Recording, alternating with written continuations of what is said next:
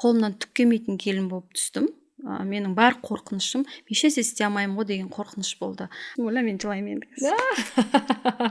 Әне бізде енені жақсы көретін қыздар өте көп, құдайға шүкір. Ер азаматымда Лада Седан баклажан деген машинасы болды. Сол күндер мен үшін өте қиын күндер болды. Мен соны істеп жүрген кезде мен жылап жүретінмін. Кім тәуекел етпейді, сол мақсатқа жетпейді дейді. Әр әйелдің ерекшелігі оның көп қырлы бола білуінде. Қалыңдық, келін, болашақ ана, көп балалы ана, бизнес-вумен. Осының барлығын біз әйелдерге арналған ең үздік Мамский әңгіме YouTube каналында талқылаймыз. Қайырлы күн барлықтарыңызға. Бұл әйелдер жайлы ең үздік арна Мамский әңгіме, және мен Айнұр Ильясова, оның жүргізушісі, авторы.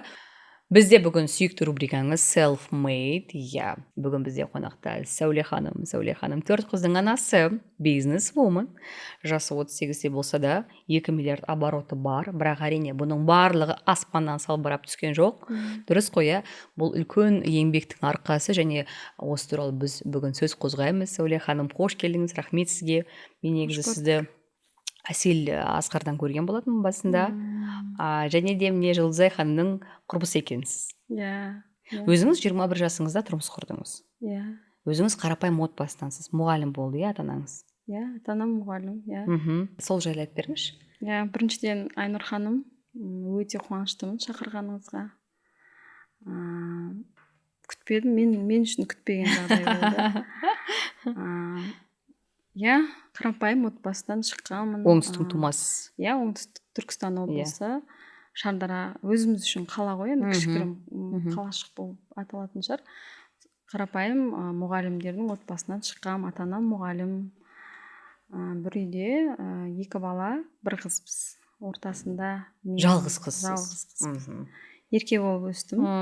Әкемнің Аймекен, күнбекен деген әдемі сөздермен, сен бриллиантсың деген. Сөйтіп бриллиант деп, аяғы өзіңізді бриллиантпен айналысып кеттіңіз, сататын қызға айналып кеттім. Сонда сізді өмірде бриллиант қыз деп айтайын ма қазір? Күйеуіңізбен 21 жасыңызда таныстыңыз. Қалай болды? Жап-жас қызсыз, біреуге ерте, біреуге кеш, бірақ 21-де жаңа тұрмыс құрдыңыз. 21 жасымда тұрмыс құрдым. Үлкен текті әулетке келін болып түстім. Ер азаматыммен 5-ші курсты бітіріп жатқан кезде үйлендік біз. Бірақ екеуміз 4 жылдай танысып, білісіп, бір-бірімізді осознанно дейді ғой, солай тұрмысқа шықтым. Жақсы көріп, махаббатпен. Одан махаббатпен болғаннан кейін деп ойлаймын, потому что біз екеуміз көптеген өмірдің қиын күндерін бірге кештік. Жетістікке жету үшін ыстығында, суығында, жоғарғысын, төмен өмірдің сондай тәтті күндерінде бірге өткіздік. Аллаға шүкір.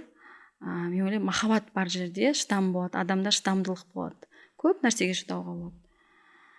Сондай қазіргі таңда Аллаға шүкір 4 қыздың анасымын, үлкен әулеттің келінімін. Атамыз Түркістан облысында, Қайтпас елді мекенінде. Мен атамды бәрі таниды, негізі.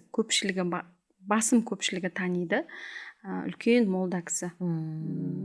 Сондай үлкен иманды, сондай отбасыға келін болып түстім.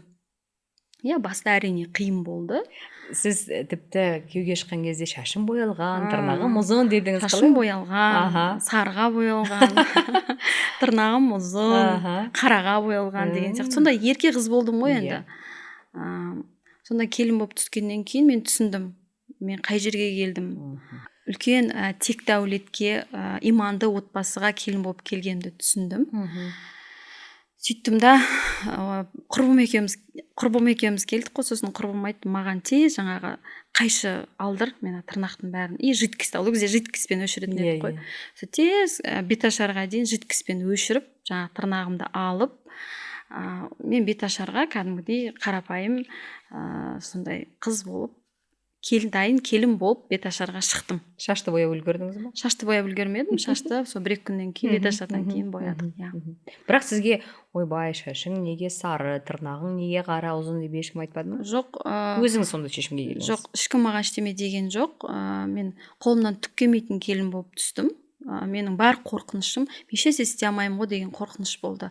Бірақ мама менің екінші анам, мен ешқашан ол кісіні енем деген емеспін. Оля, мен жылаймын енді қазір. Әне бізде енені жақсы көретін қыздар өте көп, құдайға шүкір. Мен айта кетейін, Сәуле ханымның қазір көз жасын, өйткені енесі осыдан бірнеше жыл бұрын қайтты, 2 жыл бұрын, иә. Мен келін болып түскен кезде мама маған айтты, Сәуле, еш уайымдама. Сен мен еще бүйтіп түскем ғой машинадан. Мама деп жылап түскем ғой. Ау жаным деп мама жүгіріп шықты алдымнан ше. Сөйтіп Бірден, иә? Бірден сөйтіп бауырына басып мені, енді бәрі идеальный болған жоқ, енді бәрі күшті болды деп айтсам, мен өтірік айтқан боламын. Өзінің, өйткені мен түк білмеймін ғой. Маған просто заданияларды береді, бүйту керек.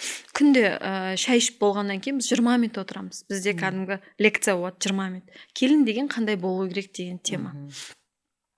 Негізі тема демейді ғой, енді осылай мен сізге жеткізіп жатырмын да, келін деген осындай болу керек.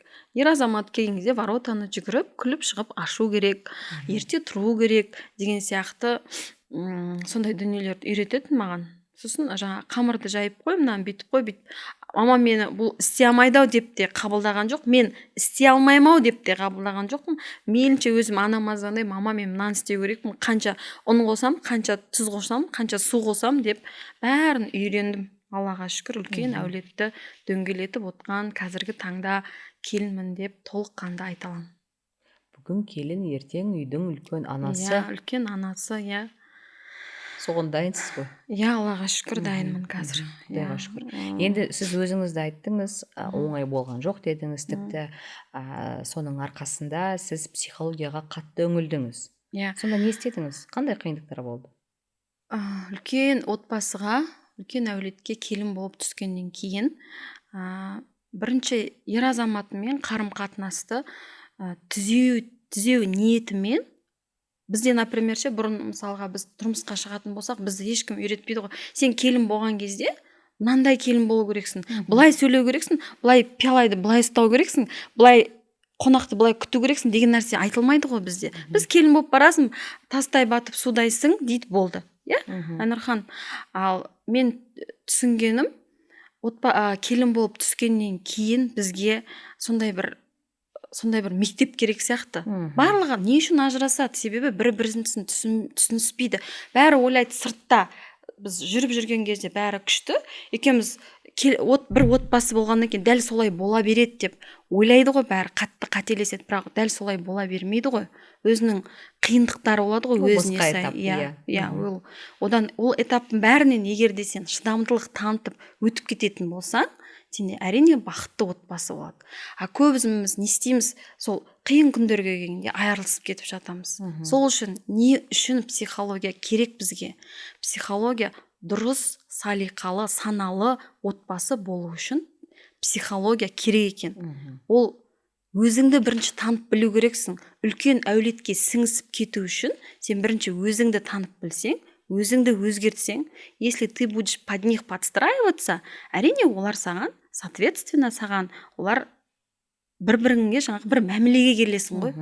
Енді подстраиваться деген сөз бұл жерде өте бір қатты не сияқты, келіңкіремейтін сияқты. Өзіңді түсінгеннен кейін, жүрегіңді ашқаннан кейін бәрі басқаша болады ғой.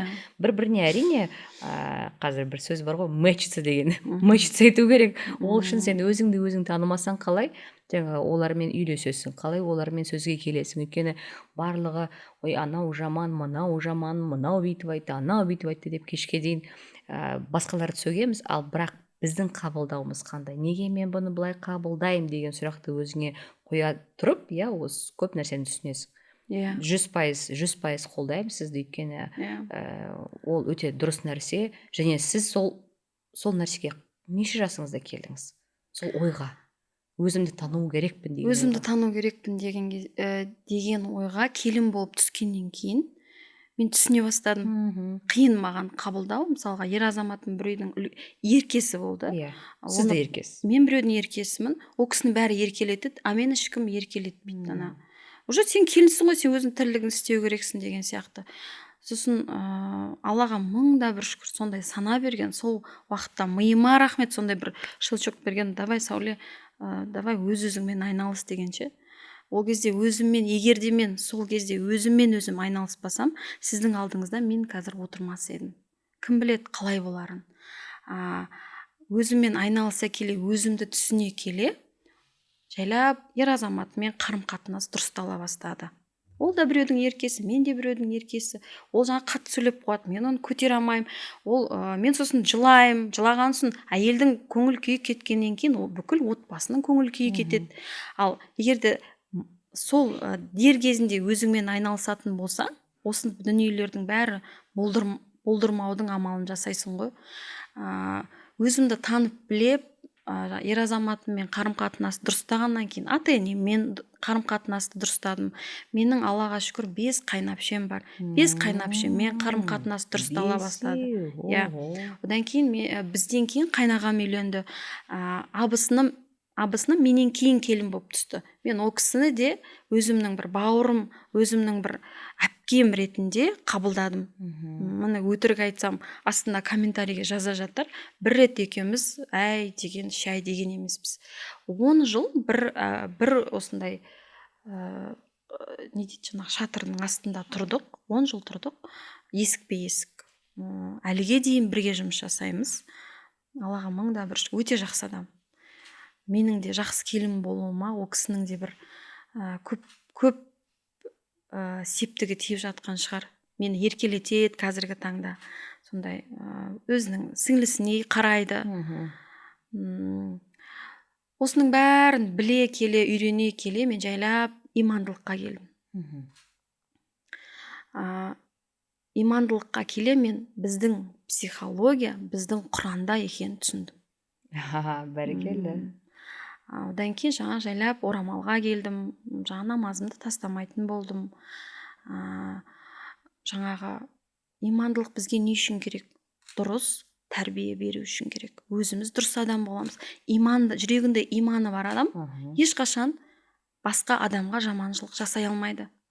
Біреудің хақысына өте алмайды. Біреуге зиян тигізе алмайсың ғой. Ол тек иман арқылы келеді деп ойлайсыз ба? Жоқ, ол Алладан да берілетін қасиет. Бірақ жаңағы имандылық укреплять етеді. Қалай айтсам, қазақша қалай айтқан дұрыс болады? Нығайтады. Имандылық ол Алладан берген қасиетті өзіңнің иманың арқылы нығайта түсесің ғой. Яғни ол былайша айтқанда қысқа жол. Өйткені ол жерде барлығы жазылған. Барлығы жазылған. Әрбір сұрақтарыңа жауап бар. Ана жақтан келмей, тура салып қойған жолмен бар дейсіз ғой. Бәрекелді. Енді сізді қазір естіп отырған қыз келіншектер, бұл қандай керемет, мен де бүйтіп өмір сүргім келеді деп енді барлығымыз ойлаймыз ғой. Ата-енеңмен қарым-қатынастың жаман болған кім қалайды? Ешкім қаламайды. Абысыныңмен жаңа қайнапкелеріңіз бар, ол да бар. Бірақ қалай сол жолдардың бәрін әдемілеп қойдыңыз? Сол қарым-қатынас жолдарын айтам. Бір мысал үшін бір жағдай болса айтып берсеңіз, сол жағдай мысал үшін басыңыздан өтіп, көп нәрсені түсініп, содан осындай бір сабақ алып, осыған келдім деп айтсаңыз, бұл бізге, маған және біздің көрермендерімізге анағұрлым жаңа анық бола алады, иә? Олар тек мені жаңағыдай, өйткені мен көптен күткен келін болдым ғой. Менің екінші анам 60-қа толған кезде мен ол үйге келін болып түстім. Мама мені күтіп отырған. Неге көптен күтті сонда? Өйткені менің ер азаматым ең кішкентай ғой, 7-ші бала. 60 жасқа дейін ол кісілерде келін болмаған. Ол жігітіңіз де, күйеуіңіз де қазір нешеде? Өзіңіз құрдас, 21-де болды. Ол жерде екеуміз де 21-де болды. Екеуміз де құрдассыздар. Одан кейін ол кісілер только жаңағыдай келеді, кетеді, өзінің сыйлығын, тортын алып келеді. Особо ондай біздің арамызда ондай қиын күндер болған жоқ. Мейлінше жақсылап күтіп алып, жақсылап шығарып салуға тырысатынмын. Барымды беріп. Міне көрдіңіз ба? Міне кілтін тапқан сияқтымыз. Яғни олар келген кезде олар сізбен тұрмайтын, бірақ абысыныңызбен тұрдыңыз. абысынымен тұрдым. Иә. Иә, абысынмен бір отбасыда тұрдық. Олар келген кезде мама бүйтіп айтатын: Сәуле, қыз деген қонақ. Ол кісі разы болып кетсе, осы үйдің ер азамат байиды. Қыз келген кезде сыпырғаларға дейін дірілдейді, қорқады, не алып кетеді деп маған. Мен жаңағыдай 2 сағат 20 минуттық лекцияларда айтылады ғой бұның бәрі. Сәуле разы болып кетсін. Баста енді мен ерке қыз болдым ғой, көп баста келін болып түскенде көбінесе мен қабағымды түйіп жүреді екенмін. Қазір ойланамын сол күндерді ше. Мен өзімен жұмыс жасай бастаған кезде мен уже күле бастадым. Күліп күтіп алып, күліп шығарып салуды, жаңа өмірдің өзіне күліп қарауды мен уже үйреніп алдым. Мен әпкелерім келген кезде от души күтіп алып, барымды беріп, жаңағыдай мама екеуміз өйткені мен от души күтіп алсам, үйде отқан менің екінші анам көңілі көтеріңкі болады. Сол кісінің де көңілін ойлайтынмын негізі. Бастысы сол. Ол кісінің көңілі жақсы болса, біздің үйде бәріміз көңілді боламыз. Ол факт, ол бар нәрсе. Солай. Бірақ енеңіз соның сіздің қадіріңізді білді. Былайша айтқанда, енді көптеген енелер соны көріп тұрса да, ой, мынау жаман, андай обесценивать ету деген бар нәрсе ғой. Сондай, мысалы үшін қыздарды білемін, енеме қанша жағам деймін, бірақ жаға алмаймын, ылғи қабағың жаңағы өстіп жүреді. Мен шаршап кеттім дейді. Мен қазіргі таңда олай күтпеймін дейді. Өйткені мен қанша күтсем де, одан маған отдача жоқ. Сен жақсың, рахмет деп ешқашан айтпайды. Үнемі қабағын жаңа түйіп жүреді дейді. Шарша. Демек, сіздің енеңіз сізге обратная связь береді. Баста мама мен келген кезде қаталырақ болды. Мен оны айта кетейін, егер Сәуле келін деген кеш жатып, ерте тұрады дейтін. Қиналатын ол кезде.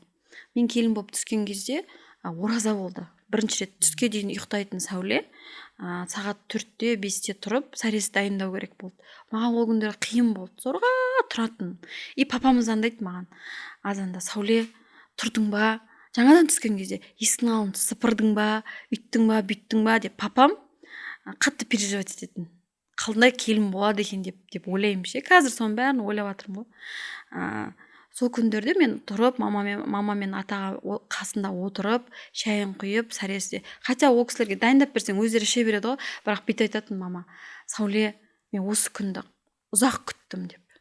Сенің қасымызда шай құйып отқан күнді ұзақ күттім деп. Сосын жаңағы сөзден кейін мен ұйықтамай мамалардың қасында шай ішіп, жаңағыдай ары қарап уже тірлікке айналып кетесің ғой, ары қарап уже завтрак дайындайсың, есіктің алдын сыпырасың деген сияқты ары қарап жалғасып кете береді ғой. Шаршау, жылау болмады ма? Шаршау, жылау болады, иә. Ерке қыз, конечно, жылайсың. Жылайсың, жаңағы күйеуімді қатты қызғанатынмын, ер азаматым жаңағыдай. Ол жас болды ғой, біз үйленген кезде. Ол жас болды, оның достарын ешқайсысы үйленбеген болатын. Ол бірге кетеді, күнде кешке кетеді, оған ешкіміз ұрыспайды. Кешке кетеді, азанға таман келеді. Жас қой енді ол, ерке ол да біреу. Сіз де жассыз ғой. Мен де жаспын, бірақ мен уже келінмін ғой. Оған болады, сізге болмайды. Оған болады, маған болмайды. Оған атап етеді ғой, қазір кесін кейін жанын шығарам дейді да. Күтіп отырам ғой, қазір жанын шығарады деп. Ешқандай да ол келгеннен кейін ары қарап шайымызды ішіп кетеміз, оған ешкім ұрыспайтын тұғын. Ол да ерке болды. Иә. Жоқ, бір жағынан сіз де өзіңіз 4 қыз асырап отырсыз қазір. Иә. Енді қазір заман өзгеріп келе жатыр. Бірақ сол қалай ойлайсыз, дұрыс па? Қыз бен жігіт енді олар тең ғой қазіргі таңда. Бұрын ер адамдар соғысқа баратын, бұрын ер адамдар жаңағы аңшылыққа шығатын. Қазір қыз да, жігіт те, екеуі де жұмыс жасайды, екеуі де бала күтеді. Бірақ неге бірге бармасқа? Неге ер адамдар ғана қыдырады, ал қыздарға 40 үйден тыйым салады? Неге олар бірге бармасқа? Былайша айтқанда, почему ему можно, а девушке нет дейміз ғой? Жоқ, басты кезде ол кісі өзі барып жүретін. Басында, потому что жаңағыдай келін қызметін қылсын деген ниеті болған шығар.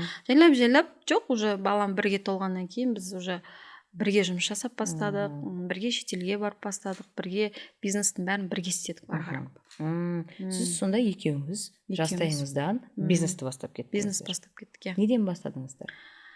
Баста екеуміз үйленгеннен кейін мен салық басқармасында істеп жүрдім. Ол бір үлкен бір компанияда жұмыс жасап алды. Ол да жай жұмысшы, мен де жай жұмысшымын. Сосын бір күні мен неге барам ғой, бір базарға көйлек алуға барам. Сол кезде құрбымды көрем, көйлек сатып жатыр екен. Сосын оны көріп қаламын да, екеуміз сөйлесеміз. Ой, қалайсың? Сол айтады, қаяқтан әкеліп жатсың деймін ғой. Сол айтады, неден, Турциядан әкеліп жатырмын дейді. Сөйтіп сразу айтамын, қанша қаражат керек деп, 1 миллион қаражат керек дейді. Сөйтем да, болды ғой, сол сөз маған жеткілікті. Мен күйеуіме келем да, ойбай, осындай барып көрейікші, бізде лишний ақша мешать етпейді ғой деймін. Сосын ол, ой, шетелге барып, біз әлі жаспыз ғой, анау мынау деп негізі қарсылық танытады. Кейін ол да ойлана келе, көрсек көрейік деп 2009-да ма бірінші рет шетелге товар алып келуге барып келгенбіз екеуміз. Ақшаны кім берді? Өздеріңізде бар ма? Иә. Ер азаматтың ақшасы болды. Иә. 1 миллион теңгемен біз әжептәуір оборот жасадық. Вы хотите создать свой подкаст или снять экспертный рилс? Теперь это стало проще, чем когда-либо. Добро пожаловать в студию подкастов и контента MLab, место, где ваши идеи обретают силу.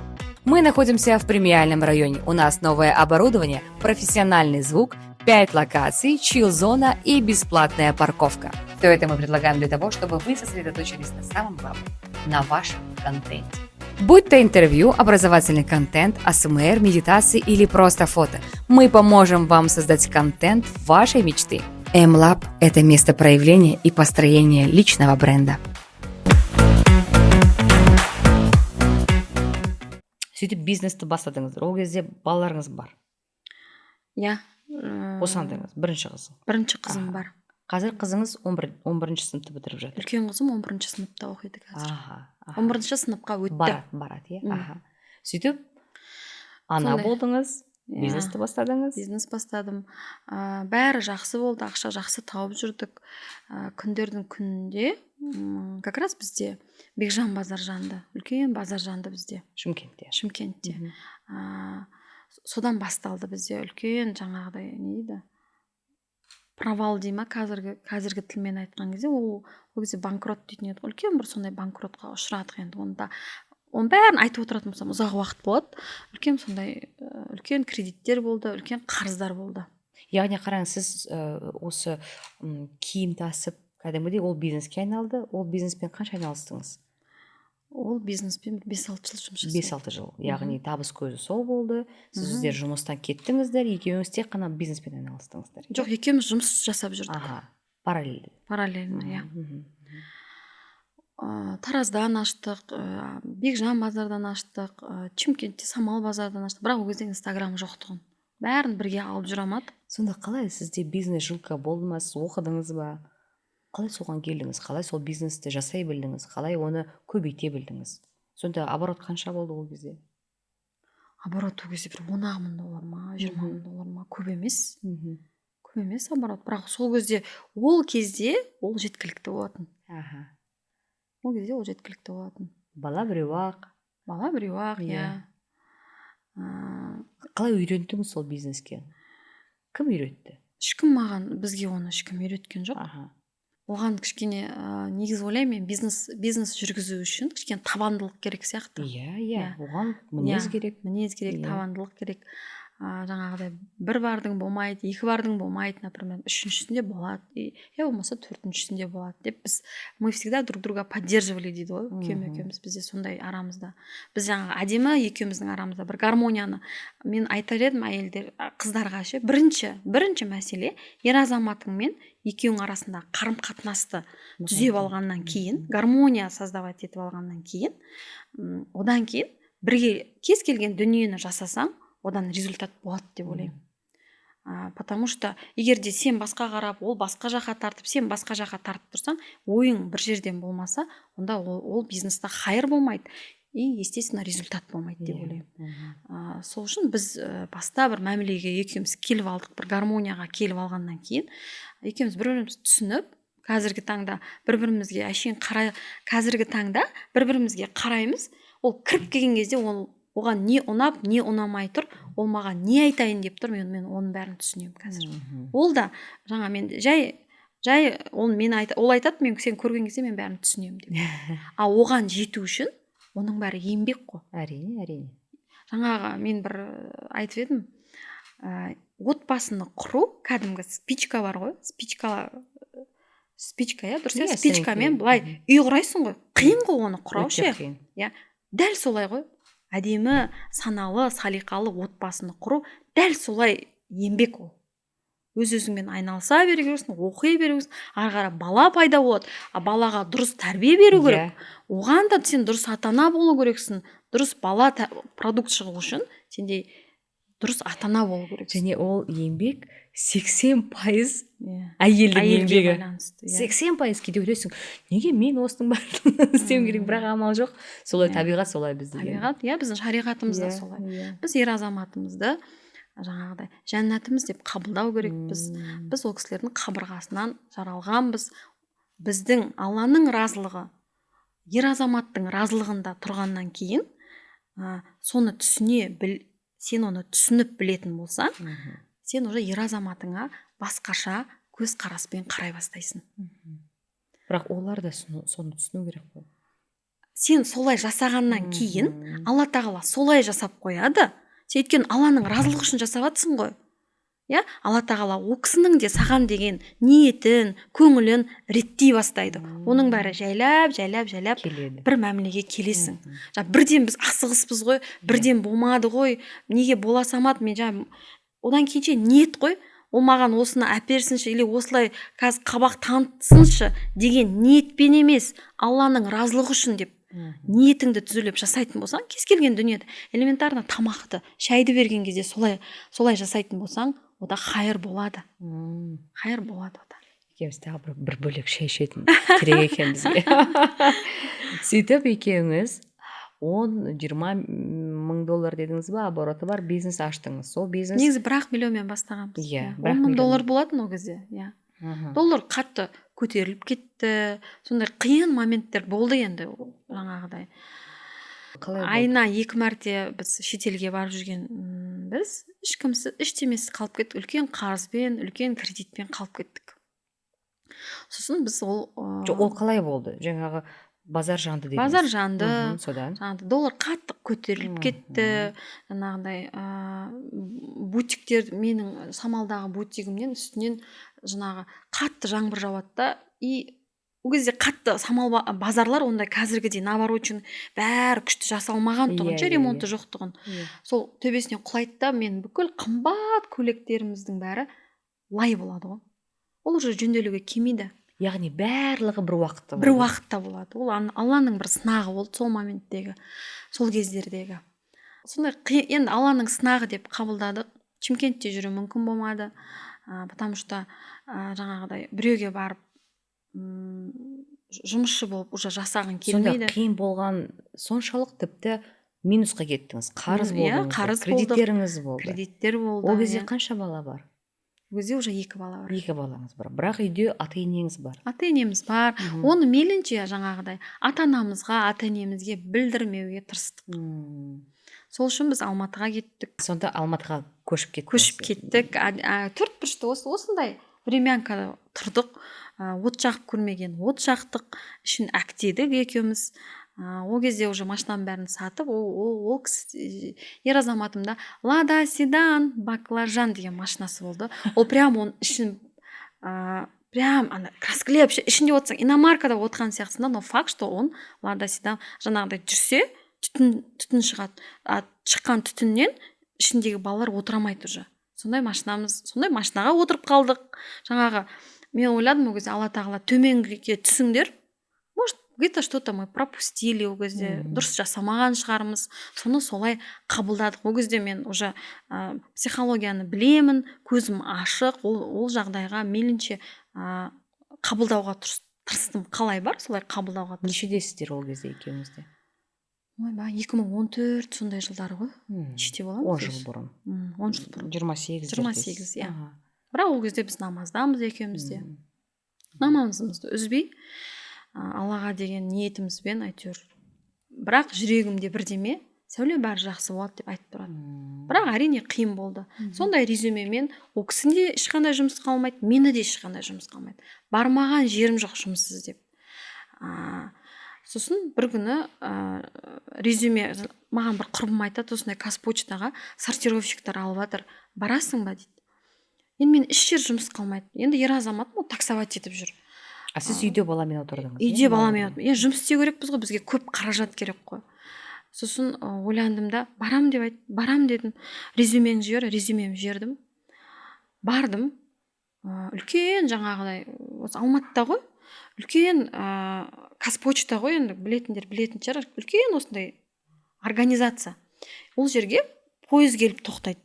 Пойызға сен бүкіл қаладан келген жаңағы посылкаларды сортировать етесің да қапқа саласың. Сөйтіп ол қапты өзің арқалап барып пойызға артып жүресің. Өзіңіз арқаладыңыз ба? Өзің істейсің оны. Оны сен 24 сағат тұрып тұрасың. 24 сағат тұрып тұрасың. Сосын сол күндер мен үшін өте қиын күндер болды. Мен соны істеп жүрген кезде мен жылап жүретінмін. Потому что неужели мен осындай дәрежеге түсіп қалдым? Бұл қашан бітеді? Я рабым, бұл қашан бітеді? Осыншалықты не істеп қойдым деген сияқты өз-өзіңе сұрақ қоясың ғой. Одан кейін ер азамат Магнумға жұмысқа тұрды. Ол суткаға кетеді, бір сутка жоқ болады үйде. Мен бір сутка жоқ болам. Үйде балаларды әйтеуір амалдаймыз. Алла өзі көмектеседі ғой негізі. Сөйтіп жаңағы суткадан 24 сағат тік тұрып шығып келе жатасың. И жаурайсың. Алматының күні қатты суық болды. Біз Шымкентте жылға үйреніп қалғанбыз. Сөйтіп жолда кетіп бара жатқан кезде жаңағы мынаның бәрі қап-қара, беттің бәрі қап-қара. Жаңағы пойыздың күйесі бетіңе келіп отырады ғой, қолыңа келіп отырады, қап-қара боласың кәдімгідей. Бүйтіп ұстасаң кәдімгі қара. И автобус күтесің, бір автобус алып кетпейді сен, 2 рет алып кетпейді, үшіншісіне ма әйтеуір ілініп келесің ғой үйге. Еркін деген жерде тұрдық біз шет жақта. Ұзақ жүріп барасың. Үйге келе жатқан кезде жаңа ызам келіп жылаймын настолько. И жолдың етегінде қамыстар болатын тұғын.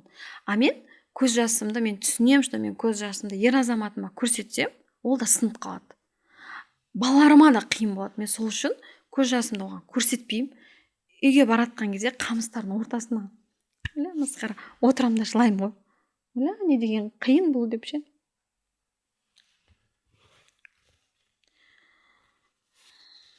Құдайға шүкір, ол уақыт өтті. Құдайға шүкір. Сөйтіп үйге келіп күліп кірем. Түк болмағандай кішкене ол кісіні де поддерживать етемін.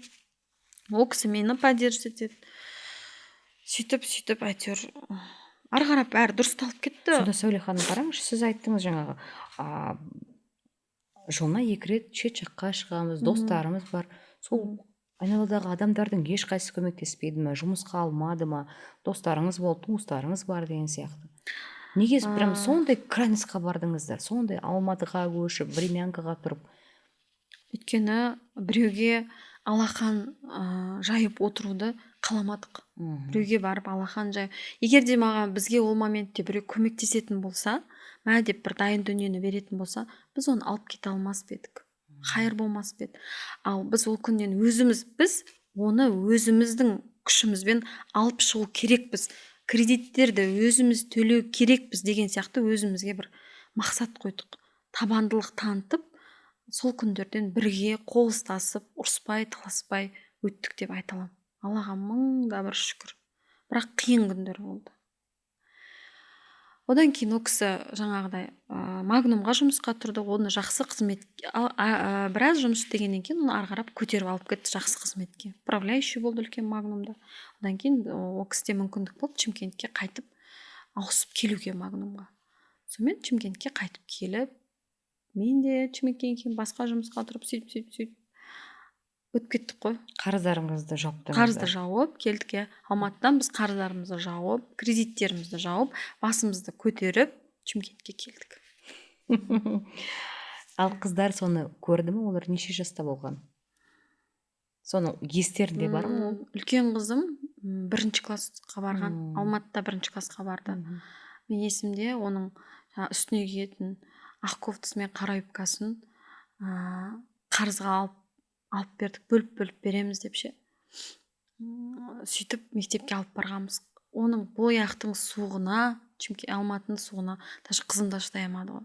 Өйткені мен жұмыстан сменнен келген кезде папасы сменге кетіп қалады да, екі ортада ол бір өзі қалып қояды да, сабаққа өзі бару керек. Бір остановкаға ол түнгі сағат 6-та, 6:30-да тұрып, өзінің тамағын ішіп, киініп бару керек болды.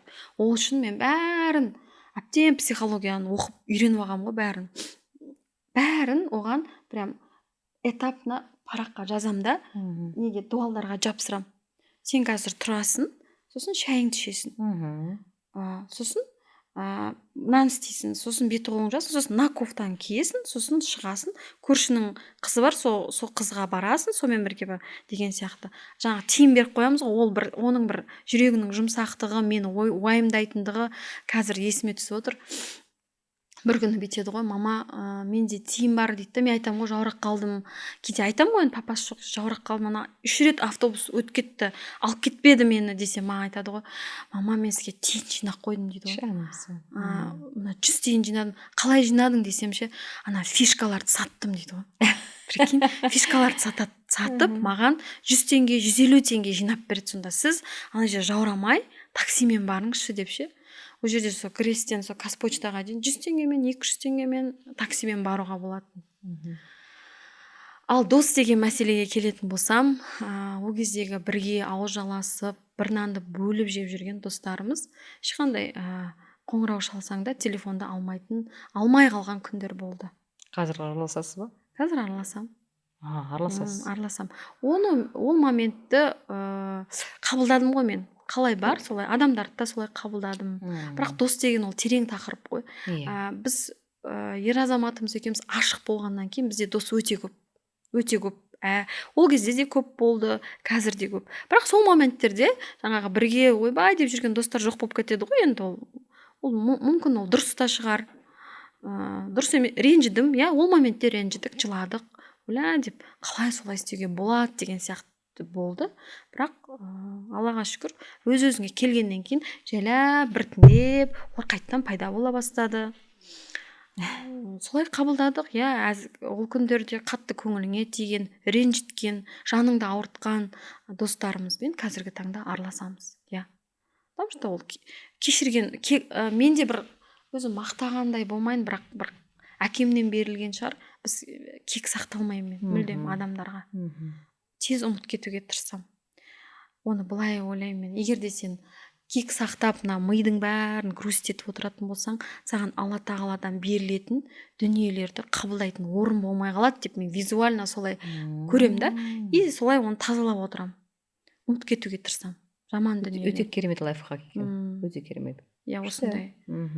Тағы да айтыңызшы, демек, қараңыз, егер сіз жаңағы кектің бәрін сақтайтын болсаңыз, мидың бәрін грустетеді ғой. Жаңағы Алла тағаладан беретін нығмет, ризық, жақсы дүниелер, береке, оның бәріне орын болмайды ғой сенде. Өйткені сен қабағың түйіліп жүреді, ренжисің, жылайсың, сен күліп отпайсың. Ал береке, бақыт, нәсібе қай жерге келеді? Күліп, көңілді, бақытты болып отқан жерге келеді. Ми таза болады. Егер сен көңілді жүрсең, миың тап-таза болады. Оған сондай жақсы дүниелер келеді деп ойлаймын. Өте керемет, Сәуле ханым, риза болып отырмын әңгімемізге. Өте бір шынымен де салиқалы әңгіме болып жатыр. Сөйтіп Құдайға шүкір қайттыңыз. Ол өмірдегі ең қиын деген сәтіңіз сол болды, Қиын күндер болды. Өйткені ауыр болды да, жұмыс ауыр болды кезде. 26 мың айлық аласың, мысалы қарап тұрсаң, өте қиын. Жаңа сіз айтып жатырсыз ғой, Алматының суығы деп. Ол жерде жай ғана суық емес, анандай физикалық суық емес. Жүрек суық қой жаңағы, мындай бір обида бар, озлобленность бар, бір Құдай-ау, неге мен сөйтіп жүрмін деген ойлар бар. Ішімде дұрыс емес қой, ішім толып тұр ғой. Бірақ оны былай білдірмеуге тырысам, күліп жүрем, бірақ мынау толып тұр да ол кезде. Негізі Алматыға алғаш келген жылдары мен үшін де өте суық болды. Мен өзі шығыстың қызымын. Ол жақтың суығы енді -40 қой. Бірақ мен настолько суық болды, сүйектен өтіп кететін ғой. Өйткені менің состоянием сондай болды. Және де сол адамдар Алматыға келген кезде қиын жағдайда болдым, өте суық болды дегенді мен өте жақсы түсінемін да. Өзің де сен ана автобуста келе жатсың, киіміңнің бір биттің қабығындай жаурап аяғынан сыз өтіп сондай состояниеда жүресің да 100% түсінемін. Автобуста жылап. Иә, оның барлығы өте. Всем добрый день, меня зовут Ильясова Айнур, я ведущая, основатель, а также продюсер проекта «Мамские әңгіме». Да, это самый лучший женский канал на сегодняшний день в Казахстане с охватом 32 миллиона.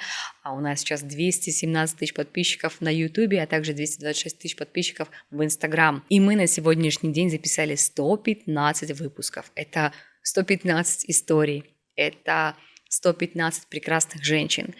И именно они нас вдохновили на новый проект, который называется «Родители без границ». «Родители без границ» будет неким гайдом для женщин, которые готовятся к беременности, к материнству, а также являются матерями. В этом выпуске мы подробно расскажем о условиях рожениц в Казахстане, о правах в родах, о социальных выплатах. Также мы углубимся в традиции по уходу за новорожденными и их мамами. Также мы не обойдем стороной такие важные аспекты, как воспитание и образование. Данный проект будет выпускаться на нашем канале «Мамские әңгіме» с охватом более 32 миллиона. И мы приглашаем вас стать партнером данного выпуска. Став партнером данного проекта, вы вносите огромный вклад в будущее нашей страны. Я призываю вас присоединиться к нашей инициативе и вдохновлять женщин на воспитание здорового поколения. Одан кейін Құдайға шүкір барлығы дұрысталды. Үшінші қызыңыз дүниеге келді, төртінші қызыңыз дүниеге келді. Үшінші қыз дүниеге келді. Үшінші қыз дүниеге келгеннен кейін біз алтынмен айналысып бастадық. Негізі Адина Голд қазір 5-6 жыл болды, иә, сол бизнеске? 5-6 жыл болды, иә. Сол қыз дүниеге, ол қыз дүниеге келгеннен кейін біз Адина Голд, негізі ол қыз дүние, енді мен айттан дінге келем ғой. Просто ол қыз дүниеге келмей тұрып, бірде-бір күн намазды тастамай, дұғаларымды тастамай, таспихты тастамай, сондай ол арасы үлкен болды ғой.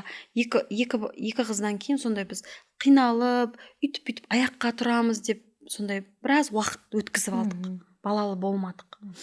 Сосын әрине мен жаңағыдай барлық ана ретінде, барлық әйел ретінде ол бала, ол перзент өмірге әкелгім келеді жаңағы ер азаматың ішінде. Өйткені менің ер азаматым үлкен әулеттен ғой енді. Ең кішкентайы, абысынымда да 4 қыз болды, 3 қыз болды, менде де 3 қыз. Оля, не болады екен деп уайымдайсың ғой, уайымдаймын. Сөйтіп ойладым жаңағы енді ұл болып қалатын шығар деген ниетім болды. Өзілер қыз десе де мен жоқ ұл деп ше, өз-өзімді сөйтіп күтіп жүрдім. Бірақ дұғамды, намазымды, түнде тахауж намаздарды ешқайсысын тастаған емеспін. Мен ойлаймын, осы Адинаның сондай бұл бренд болуы, бастан тереңде жатыр деп ойлаймын. Бүгін ғана емес ол. Оны ішіме бала болып, жаңағы бір айлық болып біткеннен бастап, сондай мысалға намазыңды оқисың, дұғаларыңды оқисың, ол кезде мен екіқабат кезде мен тереңірек құлшылық жасауға тырысам да. Өйткені бала бар ғой, бала саналы, салиқалы болып өмірге келу үшін сондай терең құлшылық жасап, соның бір қорытындысы осы Адина қызымыз, Адина Голд бренд болып қалыптасуы деп айта аламын мен толықтай. Иә. Біз оны алтынмен айналысқанда біз Тұра Сәуле ханым, қараңыз, оны түсіндім, иә. Енді бірақ дегенмен сіз ұл күттіңіз. Ұл күттім. Бірақ сізге дәрігерлердің барлығы қыз деді, иә. Содан кейін қыз дүниеге келді. Сіздің состояниеңіз қандай болды? Бірінші кезде кішкене ренжідім. Ер азаматымнан қоңырау күтесің ғой, жаңа ол звондап айтты. Мен разымын, Аллаға шүкір. Зато біз жаннатқа барамыз, анау-мынау деп мені успокаивать етіп жатыр да. Сосын уже сол ой күшті дегеннен кейін уже мен көңілім орнына түсті. Өйткені бұл долгожданный ребенок болды ғой. Арада 9 жыл ма, қанша жыл? 8,5 жылдай арасы екеуінің. екінші қыз бен үшінші қыздың арасы. Сосын оған сондай уже біз махаббатпен ұл ма қыз ба уже ары қарап ұмытып кеттік. Бірақ жаңағыдай ол тойға бар. 30-ға келіп босандыңыз, иә, шамамен? 30-дан асып босандым. Ол 6 жаста болса, Енді бұл қазір 32 осознанно осознанно. келген бала. Иә, ол бала үйтіп осознанно дүниеге әкелсең, ол балаң да естественно басқаша болады. Әрине ұлды болғым келеді, әрине ол ана ретінде, әйел ретінде бір жүрегіңде бір болмай қалған бірдеме болып тұрады ол мына жерде ше. Мысалға ұлдарды көргенде, анау ұл тойға барған кезде менде еріксіз көзіме жас келеді. Себебі Алла маған да нәсіп ете ма бұл, менде де бола ма болмай ма деп ойлайсың ғой енді. Бірақ енді қараңызшы, Сәуле ханым, мысалы үшін менің 3 қызым бар, бірақ мен ойлаймын, бұл да Құдайдың қалауы ғой. Демек маған қыз беріп отыр. Әрине. Яғни бұл оның қалауы, және бұл қыздар маған не үшін берілді? Өйткені олар ертең мысал үшін, иә, Құдай жаңа менің қолым арқылы осы қыздарды дүниеге әкелдіріп, ертең яғни ол қыздар мүмкін өзінің бір берекесі болар, өздері мүмкін біреу ертең ер жетіп үлкен азамат болар. Бізге тәуелді емес қой. Иә, дұрыс қой. Бірақ сонда бір кішкене бір арман болады, шіркінай болады ғой. Бір ер азаматым үшін, маған да бір особо қатты оған не қылмаймын, әйтеуір ер азаматым үшін бір ол болса екен. Екеуміз негізі 2 миллиард аборт туралы сөйлесеміз деп қарым-қатынас, келін мен ененің арасындағы қарым-қатынас, ерлі-зайыптылардың арасындағы қарым-қатынас туралы айтып кеттік. Енді былай жатқанда енді колесо балансы деген бар ғой, иә. Ол жерде егер барлығы жақсы болмаса, егер енеңмен қарым-қатынасың жаман болса, күйеуіңмен жаман болса, бизнесте 100% керемет болып кету, бұл әрине бұл бір фантазия шығар, волшебство шығар, сиқырлық шығар. Демек сізде Құдайға шүкір, үлкен еңбектің арқасында барлығы бір қалыпқа келді, барлығы жақсарды. Оның үстіне бизнесте 6 жылда үлкен жетістікке келді. Сөйтіп Адина Голдты қалай аштыңыздар? Қалай ол ойға келді?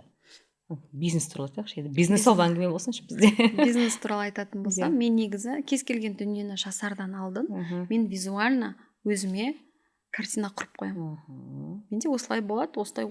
Бізде осындай афиша осындай болады, осынша адам жұмыс жасайды, осынша жерде деп, егер де мен Б точкамды қойып қоятын болсам, қазір түсінемін, мен қазір тағы оқып атқаннан кейін оның Б точка екенін қазір түсініп тұрмын. Ол кезде мен цель қылып өзіме қойып қоямын, сөйтіп соған қарай барам. Егер де менде Б точкасы тұратын болса, өзіңнің цель мақсатыңа қарап бару жеңіл болады. Көптеген кедергілер, нақты картинка бар. Көптеген кедергілерге қарсы тұра аласың, табандылық таныта аласың, себебі сенің ар жақта Б точкаң тұр ғой, картинаң тұр ғой сенің ертең. Сәл күн шыдасаң, Сәуле осындай боласың дегенше. Солай болды, жайлап бір жаңағыдай. Сонда қандай картинка болды сізде? Сондай жаңа базарға кіресің. Енді бірінші кезде базардан бастадық қой. Базарға кіресің, базарға кірген кезде бір 4 лавка, менде 4 лавка болады, оның іші тола алтын болады. И мен оптым алтын беріп атам. Төбемде менің Адина Голд деген афиша болады. Ондай біз Самал базарға келген кезде ешкімнің төбесінде ондай афиша болмаған. Базар ғой, енді базар деп қабылдайтын. Мен оны базарды әдемілеп бір дүкен сияқты бірдемеге айландыруға тырыстым да. Мама маркетолога болдыңыз ба? Сөйтіп Адина Голд деп іліп, жаңа уже витриналарды ауыстырдым. Бәрінде бірдей емес, басқаша витрина болды. Ішіндегі жаңағыдай планшеттерін ауыстырдым.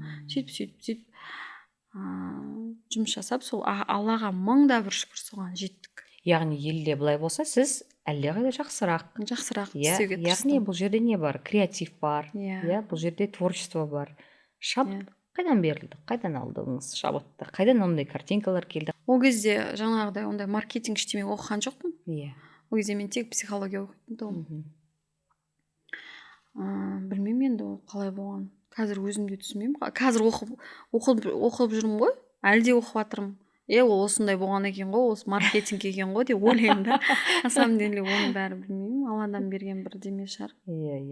Енді қараңыз, базардан бірінші бастап аштыңыз. Қанша ақшамен бастадыңыз? Біз 4 миллионмен бастағанбыз. 4 миллион теңгемен. Бізде былай болады. Ол кезде күйеуім менің Қытаймен бизнес жасап жатады. Қытайда складтар болады. Сөйтеміз да біз, мен айтамын, давай Шымкенттен люксовый сумка сатпайды ешкім, оригинал сумкаларды. Енді оригинал болмаса да қымбаттау сумкаларды сатайық, оптым берейік деймін. Сөйтіп бізде Алаш деген базар бар. Сол базарды барып үлкен жаңағыдай бутик сатып аламыз. Сөйтеміз да ішін дизайнер шақырып, кәдімгі жоба ішін қалай не деп айтады, дизайн жасап, дизайнын жасап, заказын бәрін беріп қойғанбыз. И кешке үйге келеміз. Бір апта бұрын мен ағам мен жеңгем Шымкентке келеді. Ойлаймыз, алтынмен айналысайын деп жатырмыз. Бізге бір оптым алатын адам тауып бер дейді. Мен барамын, тауып беремін, сөйлесіп беремін. Сөйтіп ол алтындарын алып кетеді. Сөйтіп маған сол бір аптадан кейін біз жаңағы жобамен жүрміз, дизайн істетіп жатырмыз, магазин ашайын деп жатырмыз, люксовый. Ағамыз звондайды, Сәуле, біз алтын сатып тастадық дейді. Бізге тағы алтын керек дейді. Сосын мен ойланамын, қалай сатып тастадыңдар? Қанша қойдыңдар үстінен, осындай. О деп ойланамын. Сөйтем да үйге келемін, күйеуім күтіп отырмын ғой, шыдай алмай жаңа айтайын деп ше. Сатып тастап, үстінен мынанша теңге пайда қалады екен, анау. Енді біз алдын, бізде опыт бар ғой, біз Турцияға барып бизнес істеп жүргенбіз ғой. Давай барып келейік, ана машина. Ақшаның бәрі оборотта жатыр қазір. Қытаймен жұмыс жасап жатыр. Сөйтіп айтамын ғой, машинаны сатайық та барып келейік, пожалуйста деп. Қалай сіз тәуекелге бірден кете бересіз, машинаны сатып, қатты ұзақ, кім тәуекел етпейді, сол мақсатқа жетпейді дейді. Сөйтем да, сөйтіп ол кісі ойланады да не қылады, машинасын сатады, ол машинасын алып кетеді үйден. Сөйтіп екеуміз кетеміз. Сөйтіп отказ береміз. Ол ойланып жаңағы сумкалардың бәріне отказ береміз да. Стамбулға барамыз. Стамбулда жаңағыдай бұрын бізбен бірге істескен Ира деген қыз бар тұғын. Соны тауып алып, соған $200 береміз. Бізге, бүкіл ходтың бәрін көрсетті. Қалай алып кетіп жатыр, кім? Күйеуім сөйлесіп, шешіп, бүкіл заводтармен барып, кісі болып барамыз ғой, заводқа. Қалтамызда $10,000. Енді ол бізге көп ақша болып тұр ғой. Алтынға ол түк емес екен ғой. Ешқандай да 4-5 комплект алады екенсің. Оны біз істеп көрмегенбіз ғой, білмейміз, оны түсініп тұрған жоқпыз. Кісі болып кіріп, әлге дейін сол суреттер бар ше. Күйеуім барып кіріп, жаңа заводтың директорымен сөйлесіп, отыр кісі болып, қанша мыңдарың бар деп қояды біз. $10,000 деп қояды. Деп олар уже бізді менсініп жатқан жоқ, жары қарап. Содан ол кісілер бүйтіп айтты бізге.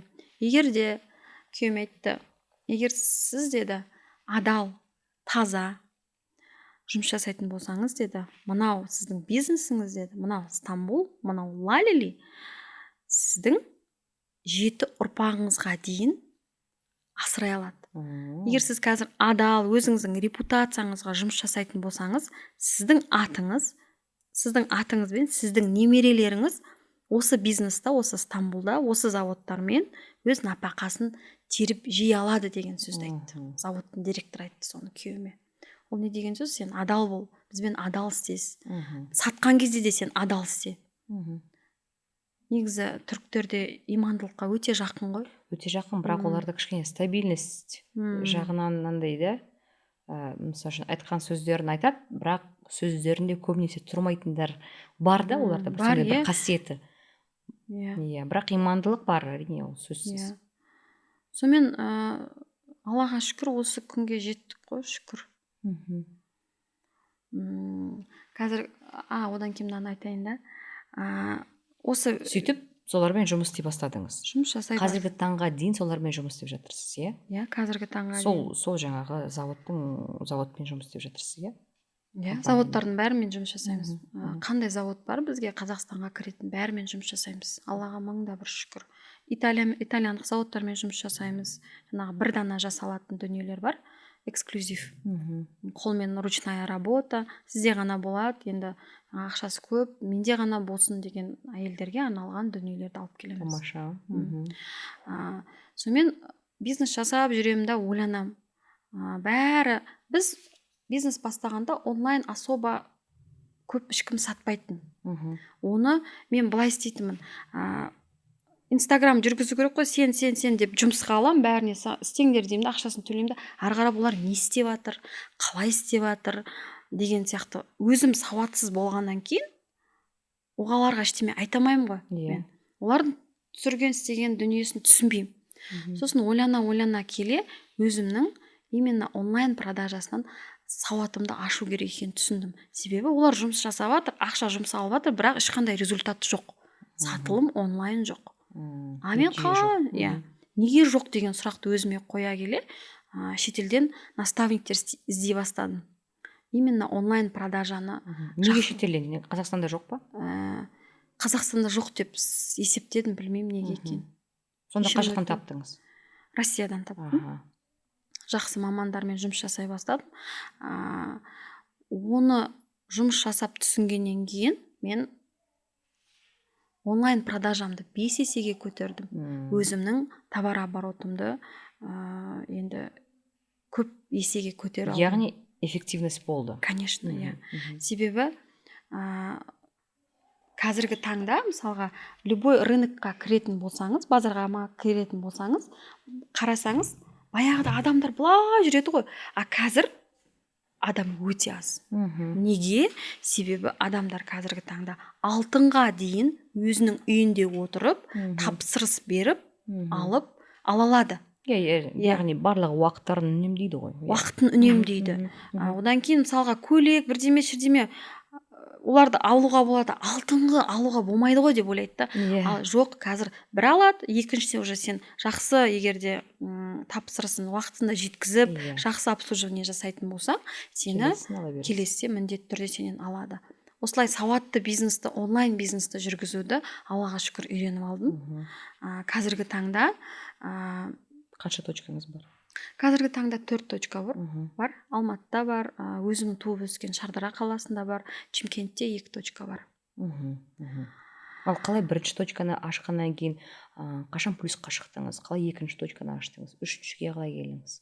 Бірінші біз әшейін жай ғана базарда болды. Лавкамен отқамыз, негізі бірінші бір лавка сатып алдық. Сонымен содан әкеп жайлап, сразу біз оптымға өттік. Қараңыз, Сәуле ханым, сіз жаңағы Түркияға бардыңыз, келісім шартқа қол қойып, ақшасын төлеп, базарға барып точка аштыңыз, солай ғой? Базардан точка алдық. Кейін бір лавкада отыратынбыз. Сосын жаңағы жайлап жаңағы Қытайға жұмсаған обороттағы ақшаларымыз жайлап ала бастадық. Үлкен жаңағыда ауқымды кредиттер ала. Былай ғой, әрекет жасасаң, Алла тағала өзі саған өзі жолын көрсетеді, берекетін береді Алла тағала. Сосын мынандай болды ғой, даму қорынан жаңағыдай мемлекеттік әлеуметтік көмек ретінде дамудан саған субсидия беріледі. Негіз ізденсең. Сондай кредиттер беріле бастады. Сондай кредиттерді алдық. Сондай кредит алып, табір точка алдық деген сияқты. Сөйтіп үлкейіп кете берді өзі. Алла тағала берекесін берді. Сосын жаңа Шардарадан аштық, өзіміздің туып өскен жеріміз деп. Сосын Алматыдан аштық. Алматы қазір ұнайды маған. Қазір уже маған Алматы ұнайды. Ол кезде бұрын маған Алматы қорқынышты, суық, сондай болып көрінеді. Сондай болды ғой. Қазір басқаша. Жолына қиын болмаса, атак Алматы нағыз бизнес дейтін жер деп түсіндім. Мен келгеннен кейін келіп, өзім осы жақта кішкене басқасында болдым. Бизнес осы жақтан магазиннен ашып жатқан кезде. Өйткені халық население өте көп, сұраныс көп. Бізде Чимкенттен қарағанда сұраныс Алматыда көптеу екенін түсіндім. Уважаемые друзья, подписчики и зрители нашего канала, мы объявляем о том, что мы готовимся к большому международному проекту. Это очень волнительно, и мы с командой очень ответственно к этому подходим. Мы бы также хотели, чтобы вы стали героями нашего нового проекта. Какие герои нам нужны? Нам нужна беременяшка, которая готова сниматься, нам нужна молодая мама, которая только родила, нам нужно красиво показать традицию Цаукесер и Кырхнан-Шхару, поэтому у кого на ближайшие даты планируется такой праздник, пожалуйста, напишите нам. Итак, приглашаем вас еще раз стать героями нашего проекта. Пишите по этому номеру и присоединяйтесь к нашей большой команде. Ал осы 6 жылдың ішінде шаршадым, жабам, бітті деген нәрселер болмады ма? Қандай қиындықтар болды сол алтын бизнесінде? Негізі бизнестер көп қой. әрқайсының өзі бір қиындықтары болады. Ал нақты алтын жасайтын бизнестің қандай қиындықтары бар? Алтын негізі қиын бизнес қой, оны оңай деп былай қарағанда оңай болып көрінгенмен негізі қиын бизнес. Өзінің өзіне жеткілікті қиындықтары бар. Бірақ қазіргі таңда мен болды жабам деген әлі ондай, құдай сақтасын, ондай болған жоқ. Қазір усиленно жұмыс жасап Бірақ келемін. дегенмен ең қандай қатты қиындықтары болды? Қандай қиындықтар бар? Мынандай қиын күндер болған. Мынандай болды. Енді біз қазіргі таңда оптым таратамыз ғой, бүкіл Қазақстанға таратамыз. Мынандай күн болуы мүмкін, жолда бір проблема болып, сенің затың уақытысында келмей қалуы мүмкін. Яғни клиент күтіп отыр. Клиент күтіп отыр, ал біз деген, мен ер азаматында сондай прям уәдеде айттым, ол уәде орындалу керек, айтқан уақытында болу керек. Бірдеме алдық па, уәдесінде беру керек біз. Сол моментте мен ондай кезде мен күйіп кетемін ғой, потому что мен қанша адам күтіп отыр ғой. Мен өзімді ойламаймын ондай кезде. Маған олар да өзінің нәпақасын табайын деп мені күтіп отқаннан кейін, оған сен уақытысында товарды ұсынамағаннан кейін, біріншіден сен клиентті потеряешь, екіншіден ол кісі де өзінің клиентін потеряет ол кезде ше. Сол үшін сондай қиын күндер болады бизнес болғаннан кейін. Мен үшін былай сияқты, Сәуле ханым, алтын бизнесі, енді мен ол бизнесте жоқпын, түсінбеймін оны. Бүйтіп барасында, маған мынандай керек, мынандай керек деп заказ бересің, ақшаны жібересің, олар саған жібереді, сен аласында оны мына жаққа тауарды қоясың, адамдарың бар, бәрі оп оңай сияқты көрінеді маған, мысалы үшін, иә, сол бизнесті білмейтін адамдарға. Ал ол шынымен де солай ма? Процесс қалай? Процесс негізі алтынның бағасы унцияға байланысты болады. Унция өседі, түседі, көтеріледі. Ол да кәдімгі доллар сияқты. Ол бізге бағынбайды. Сен, например, 21 мыңнан алып келуің мүмкін. Рынок унция 27-ге көтеріліп кетсе, сен 27-ден сатасың. Я сен ол кезде ұтасың. Я болмаса сен 27 мыңнан алып келуің мүмкін. Унция түсіп кетеді да, сен 21 мың теңгеден сатасың. Ұтыласың. Осы жолы бізде құдалық болды, біз алтын аламыз деп бардық базарға. Енді өзіңіз айтпақшы, мен үшін алтынды барып онлайн ала салу қиындау болды. Жоқ, барайық көрейік дедім. Және де қарап қалсам алтынның бағасы өте қатты көтеріліпті. Мен енді қатты сондай бір алтын тағып жүрген адамдар, сондай қатты қызықпаймын алтынға. Барма, барайық, құдайға шүкір деп кие беремін. Өзім ұнатқан нәрсемді аламын, бірақ андай бір барып, көріп, қызығып алу ондай менде жоқ. Сөйтіп барып қарасам, бағасы өте қатты көтерілген екен. Мен таңғалдым. Және де қазіргі таңда шынымен де алтынның бағасы үлкен. Өте жоғары болып тұр. Ал жаңағы ең арзан дегендер анандай надутый алтындар, иә? Пустышкалар. Сонда қалай, мысалы үшін, оның бағасы көтеріліп келе жатыр, бірақ дегенмен спрос бар ғой, иә? Енді сіз құдалығыңыз болып тұр ғой. Сіз құдалығыңыз болғаннан кейін сіз қарамай алдыңыз ғой. Арзан ба, ол қымбат па? Орташа бағамен алдық біз. Иә, мысалға да, ол кезде керек болып тұрған адам алады ғой. Демек спрос бар. Алтын әр уақытта. Қашан болсын, тіпті Ұлы жібек жолы кезінде ол жаңа алтын болды, қазір де алтын, ертең де алтын болады. Алтын негізі самый оптимальный бизнес деп айтамын ғой мен. Себебі ол, например, бір көйлекте саттық қой. Көйлек остаток болып қалып қояды. Не сумка сат, остаток болып қалып. Туфли сат, остаток болып қалып қояды. Алтын қалмайды. Алтын қалмайды. Алтынды сен қалаған уақытыңда ақшаға бизнес тоқтатасың ба? Сен аласында ақшаға айырбастайсың, сен өзің ақшаңды шығарып аласың. Киім ескереді, жыртылады, тозады. Алтын саған, мысалға алтын алушылар да өзіне инвестиция ретінде алса болады. Потому что ол ақша, ол любой момент ақша болып тұрады. Өзінің құнын өсірмесе түсірмейді. Негізі құны өсіп келе жатыр. Енді қандай жоспар бар? Ары қарай. Ары қарай қазіргі таңда мен шетелдік наставниктерден оқып, білім алып, қазіргі таңда мен үлкен әулеттің келіні бола тұра, көп балалы ана бола тұра, я болмаса жас келін бола тұра, үлкен бизнесті істеуге болады. Қыздар, маған келу үшін алтынмен айналысу маңызды емес. Мен қазіргі таңда бизнес жасаймын, бизнес жасағым келеді. Я болмаса қолымда дайын бизнесім бар, соны онлайн жасай алмай жатырмын деген қыздарға жол көрсету, соларға дұрыс А точкасынан Б точкасына жеткізетін маманмын деп қазіргі таңда өзім толыққанды айта аламын. Себебі өзімнің жүріп өткен жолым бар, оқыған білімім бар, тәжірибем бар, жаңағы и результатым бар деп толыққанды айта аламын. Онлайн бизнесқа өткеннен кейін, оның толыққанды түсінгеннен кейін мен түсіндім, сенің алдыңа, сен офлайн отырсың, базарда отырсың, сенің алдыңа жоқ дегенде 20 адам келеді, но не более. Ал егер сен онлайн бизнесті үйреніп, оны сауатты жүргізетін болсаң, сенің алдыңа 5000 адам келеді. Сенің продуктыңды 5000 адам көреді. Қазіргі таңда мен не үйрендім? Мен сториспен сатуды үйрендім. Қазіргі таңда бізде сториспен сата алатын мамандар өте аз. Мен соны толыққанды оқып, үйреніп, өзімнің тәжірибемнен өткізіп, одан өзім результат көргеннен кейін, қазіргі таңда өзім былай шығып қараймын, продуктінен отыр, бәрі заттары бар, бірақ сата алмайды. Онлайн сатқысы келеді, сата алмайды. Баяғы мен сатқысы келеді, сата алмайды. Не үшін сата алмайды? Себебі білім жоқ. Себебі сауаттылық жоқ. Сауаттылық жоқ болғаннан кейін ол құшақтап отыр. Ал біреулер отыр, вообще бастай алмайды, немен бастарын білмейді. Егер де сенде наставник болатын болса, мен түсінгенім, сен А точкасынан Б точкасына жету үшін сенде қолынан жетектейтін наставник болатын болса, сендегі шығындарды азайтасың сен. Менде консультацияға қыздар келді, айтады, менде Қытаймен ананы істедім, мен үйде целый пәлен миллион жұмсадым, отырым құшақтап дейді. Ал енді не істерін білмеймін дейді.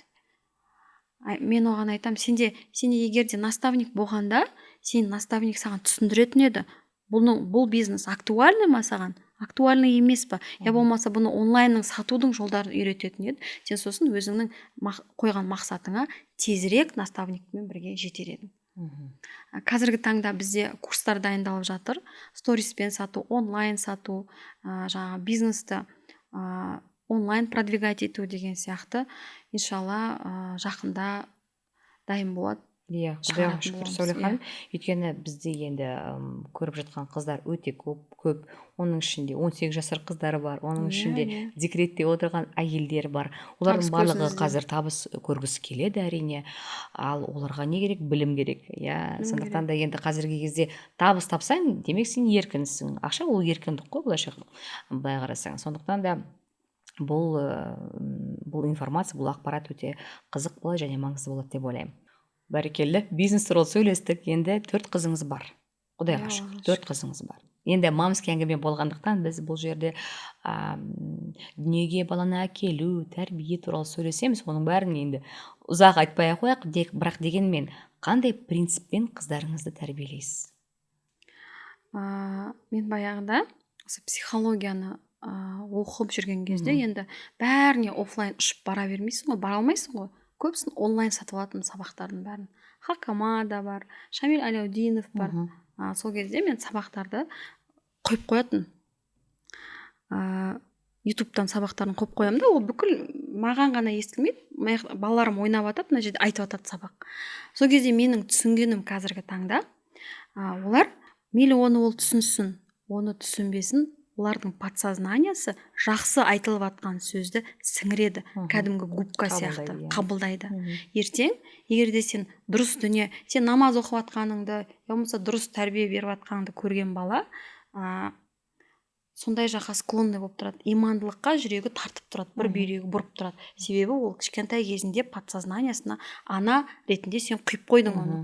Ал егер де сен жаңағыдай жаман дүние, аузыңнан дұрыс емес сөз айтатын болсаң, я болмаса ішімдік ішкеніңді бала көретін болса, балада ішімдікке, ұрысқа бала бейім болады екен. Оказывается, мен өзімнің бойымнан өткізген.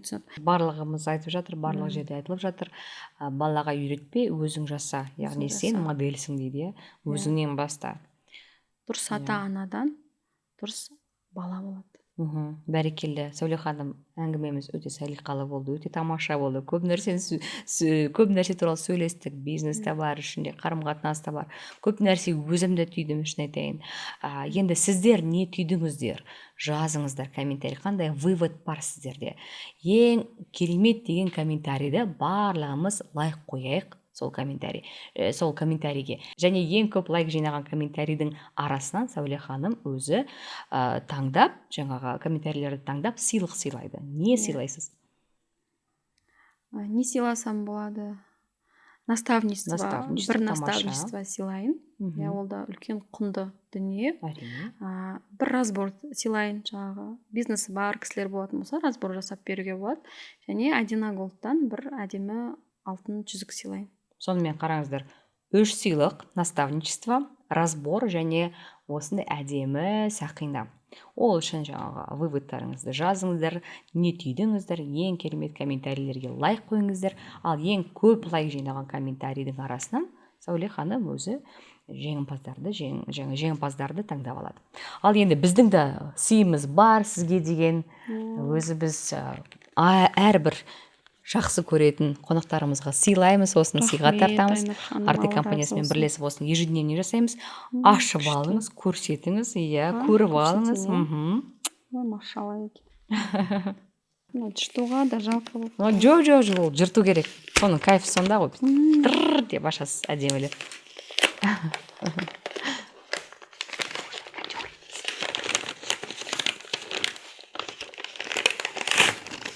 Вау, какой шикарный. Вау, роб розовый бүгін мінекей мамский әңгіме болып тұр барлығы. Что машалла екен. Сәуле Оразбай деп мінекей, дұрыс, ішін ашыңыз. Вау, мынау Сәуле Оразбай ма? Бұл именной блокнот қой. Ішін ашсаңыз болады, Сәуле ханым. Машалла, не деген құрмет.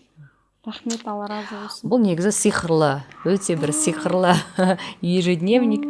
Бұған жазылған барлық тілектер қабыл болады. Сондай бір қасиеті бар. Сондықтан да тілек жазыңыздар, .b-ні жазыңыз, барлығы болсын. Келесі точка.